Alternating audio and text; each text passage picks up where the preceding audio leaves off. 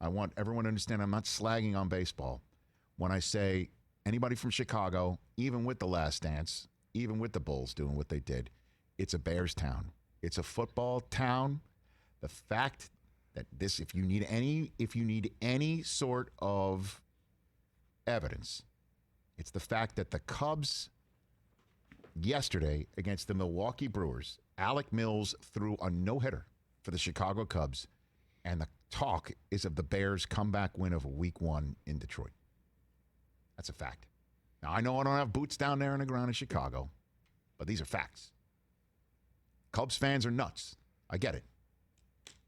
But the Chicago Bears and Mitchell Trubisky put up 21 unanswered on the Lions yesterday, and their head coach, Matt Nagy, kind enough to join us here on the Rich Eisen Show. How are you, Matt? Rich, I'm doing awesome. How are you doing? I know you. How are you? How are you feeling? Top of the fourth quarter yesterday. Oh man, no, that wasn't too good. It's so crazy. When you dig a hole like that, you're down 17, and you understand it just takes one play to get it going. And there was a play in the game where we had a little all-go special, 4 vertical play, and Mitch made a throw to Anthony Miller, and it just kind of propelled us and got us going on offense, which is what the defense was wanting from us. And we did it, and then we just kind of back and forth started feeding off of each other in that one quarter. And before you know it, we look up, and there's a minute to go, and we're up by 4. So those are the games you always remember. We know we got to get a lot better in those first 3 quarters, but in the end we got that W, which was a lot of fun in Club Dub afterwards. Yeah, Club Dub afterwards, I know. And that Miller's the one who ended it as well with that touchdown grab with a $1:57 to go. Matt Nagy here on the Rich Eisen Show. And I know when you were last on this show, a couple weeks after Nick Foles was acquired, you said that the one thing that Trubisky needed to work on, which is not to get too hyped when things are going well, but to make sure you turn the page when something negative happens. And I thought when we hung up, well, hiring somebody else to potentially push him might be a problem for a guy that focuses a little bit too much and dwells a little bit too much. But yesterday, does that dispel any notion that he still has an issue with this? Was yesterday that large of a step forward? Can we take that from Week 1, Coach? Well, I would say this. I think it's a big step for sure. The mental toughness side, it's not easy when, we were moving the ball in the run game, and we had some good play actions, and we were making strong throws. Guys were getting open. Our struggle yesterday, Rich, was 3rd and 7+. I mean, we kept getting in that scenario where there's about a 20% chance of converting those no matter who you are. And we weren't, So that part was a struggle for us. But we fought through it, and like I said, it took one play. And then once we got into that fourth quarter, our guys just started rolling. And the O-line was protecting. The wide receivers were getting open. Mitch was making very accurate throws. And it felt like what it's supposed to feel like. And then, again, there was a crucial 4th and 1 that we had to get that Cordell Patterson got on a pitch play and outran a guy to the corner for the first. And then, there was a good touchdown throw to Jimmy Graham, another one then to Anthony Miller to Javon Wims. They played good defense on it, and we just had better offense from the throw and the catch. And then the final one was a great throw and catch by Mitch and Anthony. So it just all came together, and I think it's a learning tool for all of us to understand that, number one, we can't do that quarters 1 through 3, but number two, the positive is that we stuck together, and now, we're down 17 in the fourth. We just proved in Week 1 we can still come back and win. And of course, the issue is how do you make sure, how does one bottle what happened in the fourth quarter and uncork it from quarters 1 through 3 from weeks 2 through 17? How do you do that as a coach? What can you do? Yeah.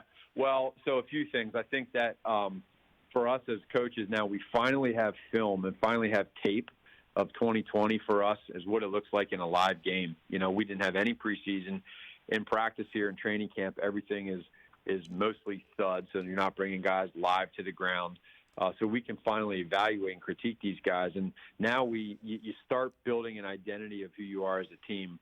the thing I was proud of our team in general was that we were able to overcome a few penalties. Defensively, we had a few penalties, but they overcame them and made some big stops on third down. Offensively, we had one penalty on the day, and that was a delay game one time. So that part there is staying out of the negative plays. But it gives us now a chance as coaches to see what we did well, what we like, and then also teach these guys, and then critique ourselves too. Like when did I have a bad play call, and why was that? When did Chuck Pagano have a bad play call, and when was that? Situational football, and you just start kind of slowly building who you are as a team. And when you're down that many points in the fourth quarter in this league, it's hard. And to come back and win, what it does is just makes you really strong.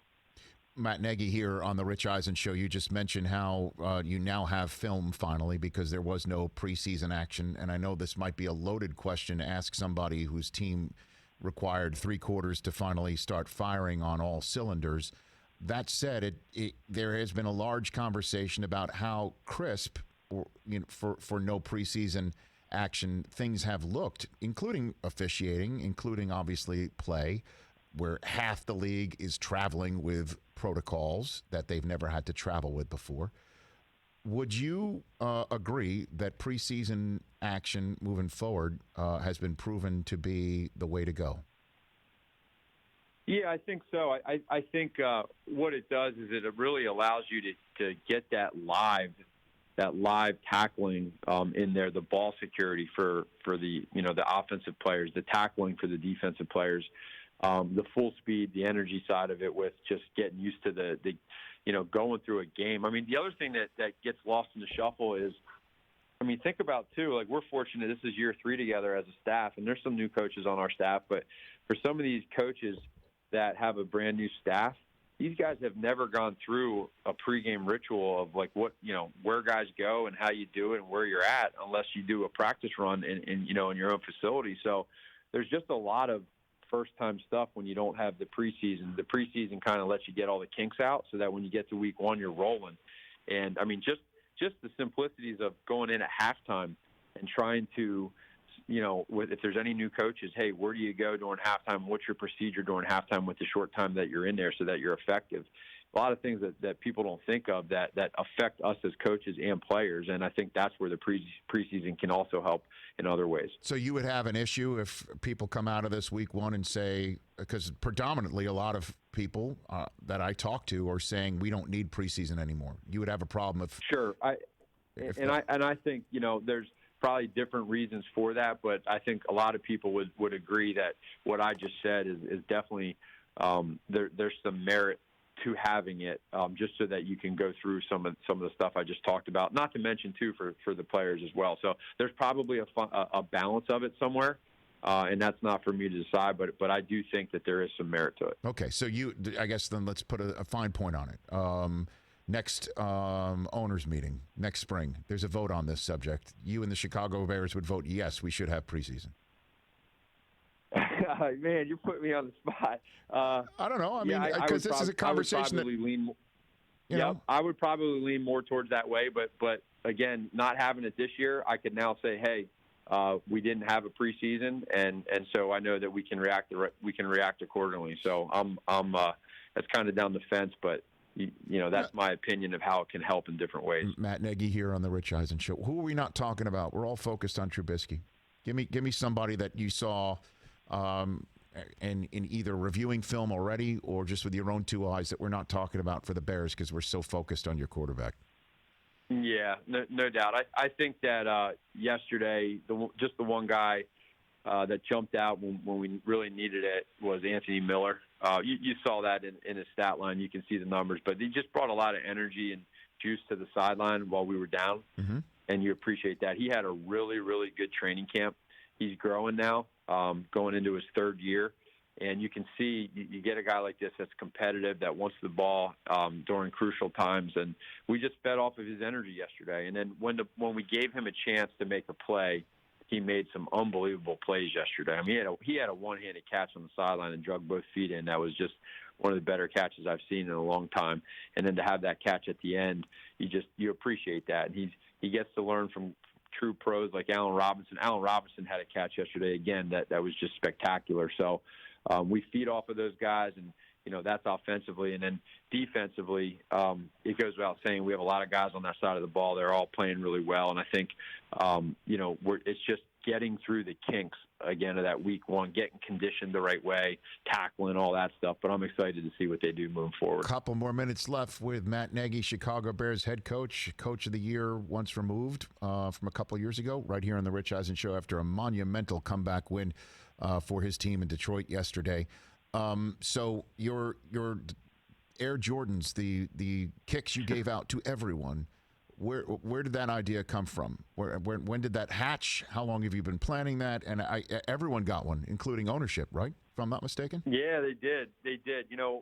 Ryan Pace and myself, we've been discussing it for a while. It's just something, I'm a huge basketball fan, and I, growing up, watching MJ as a player in his prime, and just knowing what he does as an athlete and what he was as an athlete, and just his competitive spirit. And so when we were during the quarantine going all these Zoom calls, it was just an idea like, hey, we're going to use a lot of this stuff from The Last Dance to help our team out and understand what it really takes to be as great as he was. And not everybody has that, but you can at least try to get some of it.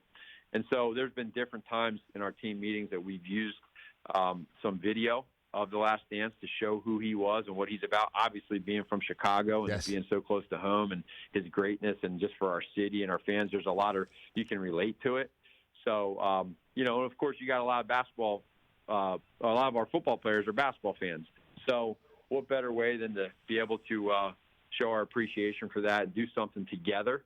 And so we had our warm ups and our comfortable J's, and the guys were loving it. It was really cool when we had the team video at night, and we had some Last Dance stuff in there. And then when we broke, they didn't know they were getting them. And when they all walked in to travel on the bus, we had them. Our equipment manager, Tony Medlin, had them all sitting in their locker, and they loved it. So it was pretty cool. It was something we'll keep going here, and it's just it was a fun time for us. Okay, I have a couple follow-up questions. What'd you show them? Did you show them Jordan game footage, or did you show Jordan's trying to gain an edge on anybody and anything, or pissed off about losing quarters to the security guy? Like, what were you trying? What did you actually show your team to try and illustrate? Yeah, there's some parts in The Last Dance. There's different quotes that we've been pulling for months now and using. But the one the other night was just showing just a quote that he had at the very end in the last episode of him talking about if you're not a part of it, if you're not a competitor, then he doesn't want you around. And it shows him, in practice running on the court in sprints, and he's running, he's always in first place. And I think it's just a mindset. We're talking about we want to be mentally tough. And I'm just proud of our guys. Week one, down 17 in the fourth, we were mentally tough. There you go. We stuck together. We keep using the words togetherness, unity, and love. Those are the three words they hear us talking about over and over and over. And week one, we were mentally tough, which is what I thought was so special about MJ is he always had to create an edge. And even when he felt like he didn't have one, he made one up, and he just made it work. And so I think it's very important for our guys to understand how he was wired and why he had as much success as he did. And it's just the more of those guys that you can get, I mean, come on, the sky's the limit. I bet. And whose job was it to ask Virginia McCaskey what her shoe size is? Let's give a shout out to that person. Whose job was that? Yes. Well, fortunately, Tony Medlin, our head equipment manager, He's been here for 30 years, so he already knows her shoe size. So that was an easy one. But I'll tell you what, when we got them and we saw when they actually came in and Team Ed showed me them, it's so there's these little tiny sneakers, and I'm not sure if she wore them or not, but obviously a big part of us and being able to give her some J's, I thought it would be pretty fun. I bet. Well, definitely. They're victory shoes now. Thank you for the call, Coach. I imagine where are you tonight's game?